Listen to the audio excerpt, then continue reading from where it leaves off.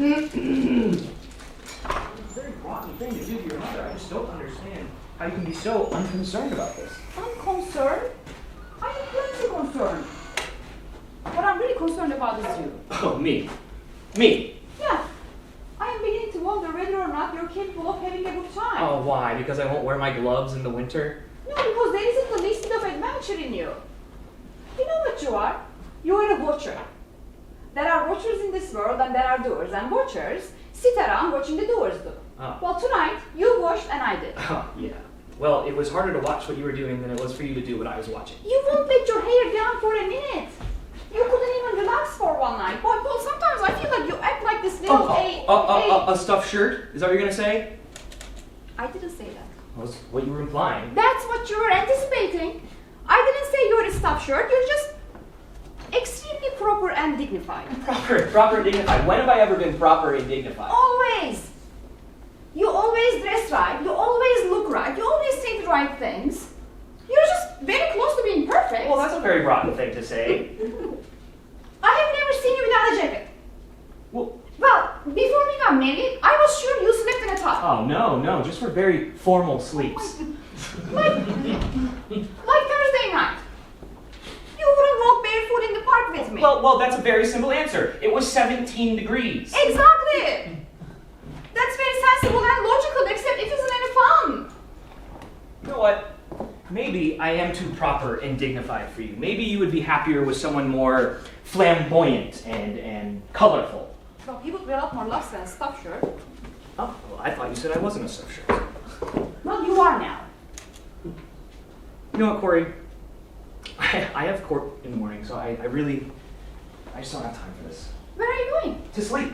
You can't go to sleep now. How can you sleep right Well, now? I'm going to lie in bed, close my eyes, and count sheep. Good night. You can't go to sleep right now. We're having a fight. Well, you have the fight, and when you're through, turn off the lights. Oh my God, this gets me insane. You can't even control your emotions. Look, I am just as upset as you are, but when I am hungry, I eat. And when I am tired, I sleep.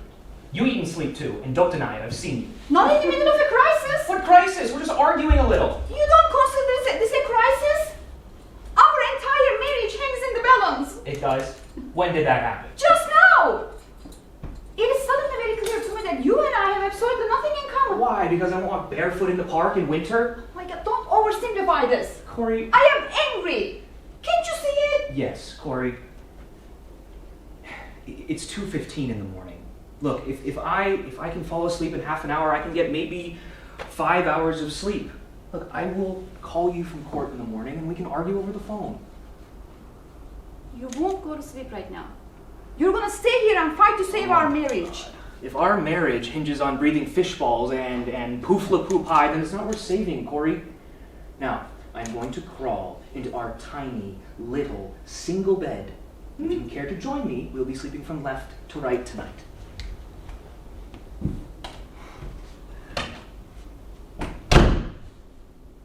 You won't discuss it. You're afraid to discuss it. I married a coward. Corey, would you bring in a pail? The closet's dripping. I hate you.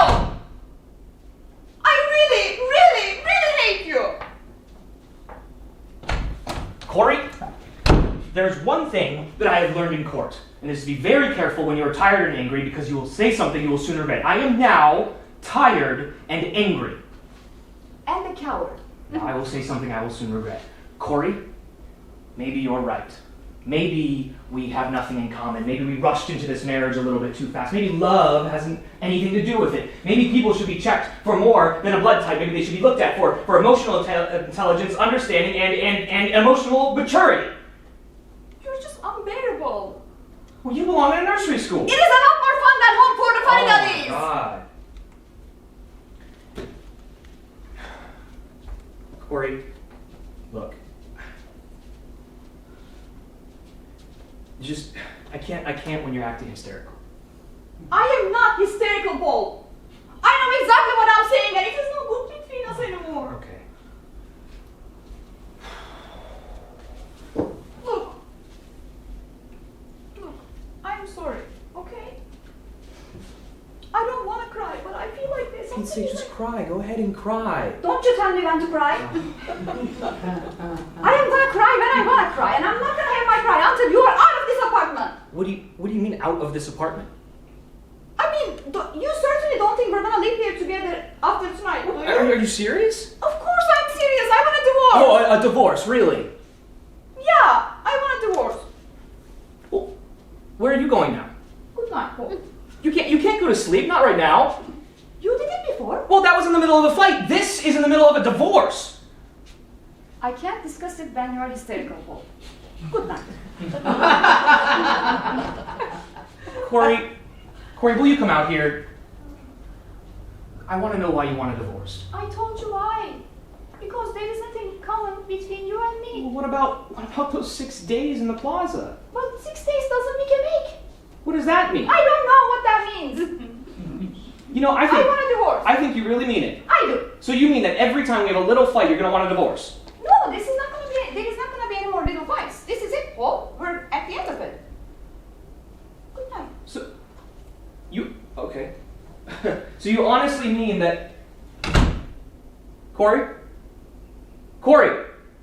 Will you come out here, Corey? Why? Because I don't want to yell.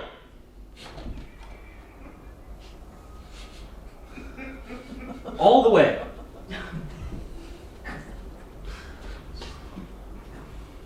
You're serious? Dead serious. You mean the whole thing with going to court, signing papers, shaking hands, goodbye, finished, forever, divorce? You don't need to get cynical. Well, I'm sorry, damn it, but when I'm planning vacations, I'm happy, and when I'm planning divorces, I'm snippy. Okay, I'm going to bed. Corey, you want a divorce? Let's plan one. Would you like a quick divorce or a slow, painful one? Okay, I am going to bed right now. You stay here, Corey, or you get no divorce from me. You can try maybe acting a little bit civilized. Okay, fine. I will be civilized, but I will not be charming. Now sit down. We have a lot of technical and legal details to go through.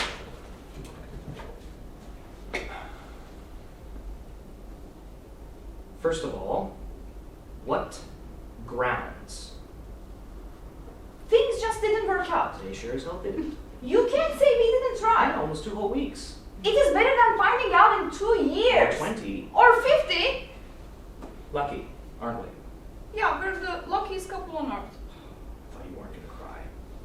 No, I'm going to cry, of course. And I'm going to have the biggest, loudest cry. And I'm going to enjoy that cry so much the whole night. I'll be so loud that you won't be able to even sleep. Good night, Paul. Goodbye.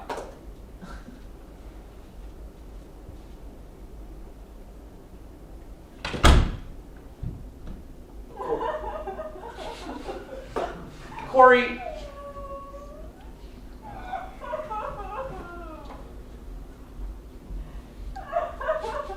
Corey. All right.